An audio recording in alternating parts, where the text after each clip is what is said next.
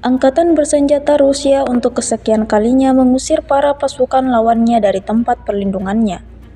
Terbukti dalam sebuah rekaman yang ramai beredar di media sosial Telegram pada Rabu 4 September 2024. Tepatnya di arah selatan Donetsk, pesawat tak berawak Rusia beroperasi, menghantam satu persatu tempat perlindungan tentara Ukraina yang terdeteksi. Alhasil, hantaman drone tersebut timbulkan ledakan hebat di titik target yang mengharuskan orang-orang ada di dalamnya lari keluar untuk menyelamatkan diri. Seperti yang terlihat dalam rekaman, dalam keterangan unggahan tidak disebutkan ada berapa jumlah korban jiwa dalam insiden ini. Video ini viral dan menuai beragam respon dari warganet.